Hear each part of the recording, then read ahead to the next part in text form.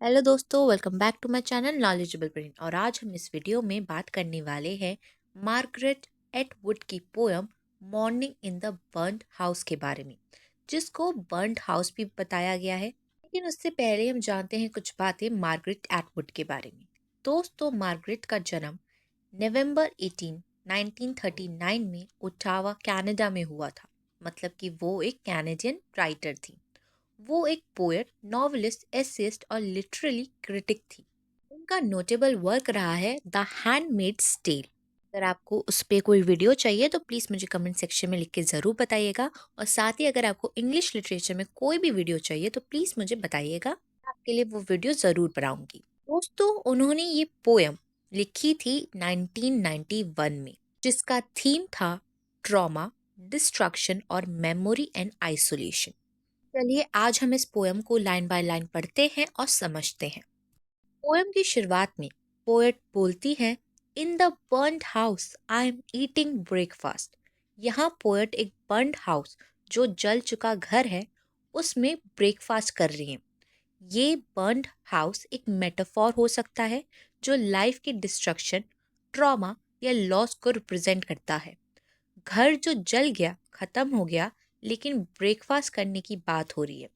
ये एक सररियल और पैराडॉक्सिकल मूवमेंट है। मतलब कि ये चीज रिवील कर रही है एक डीपर ट्रुथ को। यहाँ पे दो एलिमेंट इन्वॉल्व है जो इनकम्पैटिबल है, लेकिन साथ में को एग्जिस्ट कर रहे हैं। जले हुए घर में कोई ब्रेकफास्ट कैसे कर सकता है? आगे स्पीकर बोलती है, you understand, there is no house, there is no breakfast, yet here I am. यहाँ पोएट क्लियरली बोल रही है, ये जो ब्रेकफास्ट और घर की बात हो रही है वो रियलिटी में नहीं है। कोई हाउस या ब्रेकफास्ट एग्जिस्ट नहीं करता। ये एग्जिस्टेंशनल क्वेश्चनिंग और अनसर्टेनिटी की तरफ ले जाता है। कुछ कर रहे हैं लेकिन उसकी रियलिटी या एग्जिस्टेंस डाउटफुल है। आगे वो बोलती है, the spoon which was melted scrapes against the bowl which was melted also. Spoon और बाउल मेल्ट हो चुके हैं, पिघल चुके हैं, जो सिंबॉलिक है डिस्ट्रक्शन के, मतलब सब कुछ खत्म हो चुका है। फिजिकल लॉस का इंडिकेशन यहाँ पे पोएट दे रही हैं। स्क्रैप का मतलब है वो सब कूड़ा बन गए हैं, वो किसी काम के नहीं, किसी वैल्यू के नहीं।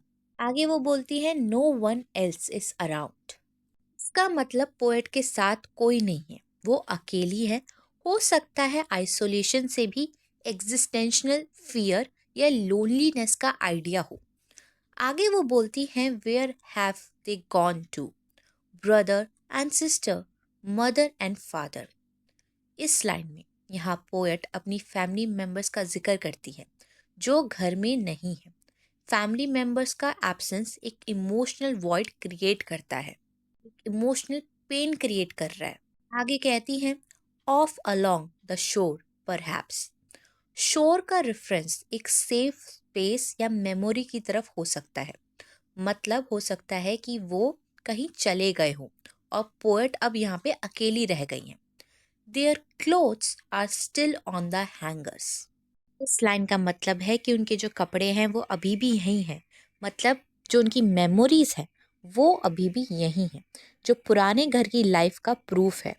ये डिटेल एक विजुअल रिप्रेजेंटेशन प्रोवाइड करता है, एक मूवमेंट जो फ्रोजन है टाइम में। आगे स्पीकर बोलती है, their dishes piled beside the sink, which is beside the wood stove with its great and soothing kettle. Poet यहाँ एवरीडे लाइफ की छोटी चीज़ें डिस्क्राइब करती है, जैसे कि डिशेस बर्तन, वुड स्टोव चूल्हा, केटल, जो एक डोमेस्टिकेटेड लाइफ और वार्मथ का सिंबल है। ये डिस्ट्रिक्शन का सिंबल हो सकता है, सूटी कैटल और ग्रेट, जो फायर और ख़त्म होने की तरफ ले जाता है। आगे वो बोलती हैं, every detail clear, tin cup rippled mirror. यहाँ विजुअल इमेजरी एक शार्प और विविड पिक्चर बनाती है।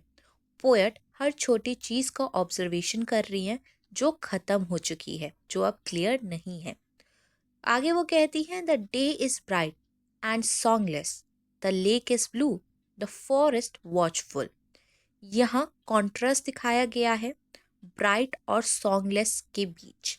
ब्राइट डे मतलब कि जहाँ पे होप है, क्लैरिटी है, और वहीं पे सॉन्गलेस मतलब कि एक ऐसा आइडिया, एक ऐसा स्पेस जहाँ पे आइसोलेशन है, जहाँ पे कुछ भी नहीं है।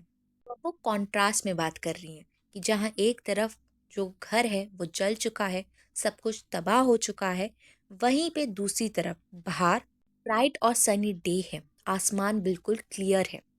आगे वो कहती हैं, in the east of a bank of cloud rises up silently like a dark bread. Cloud का मेटाफर एक ओमिनियस और थ्रेटनिंग फोर्स हो सकता है, एक डरावनी चीज को इंडिकेट कर रहा है जो कि डार्क है, साइलेंट है। ये फियर को दिखाता है, लॉस को दिखा रहा है।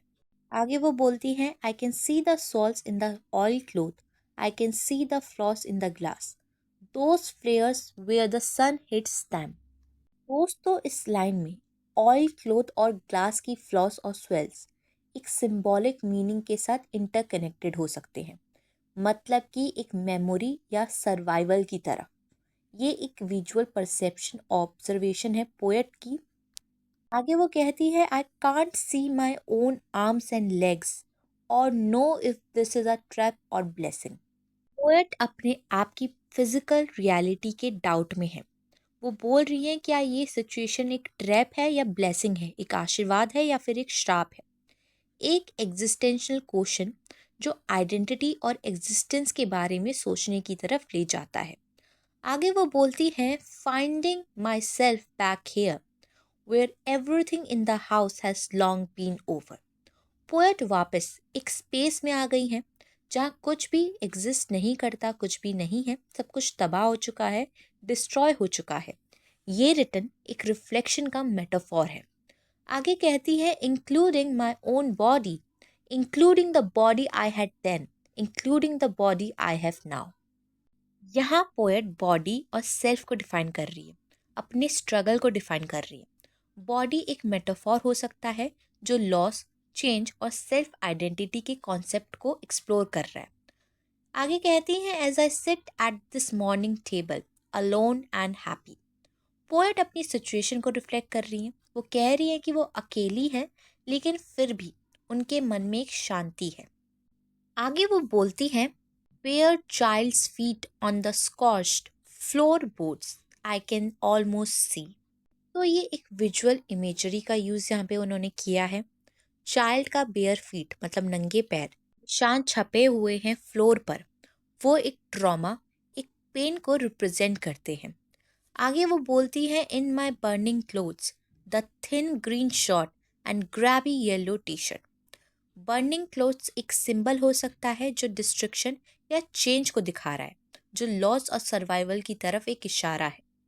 आगे वो कहती है, holding my scenery non existent radiant flash. यहाँ पोएट एक सरियल और सिंबॉलिक इमेज को रिप्रेजेंट कर रही है। फ्लैश जो नॉन एग्जिस्टेंट है, वो डेथ, डिस्ट्रक्शन और एक नए जन्म का सिंबल है।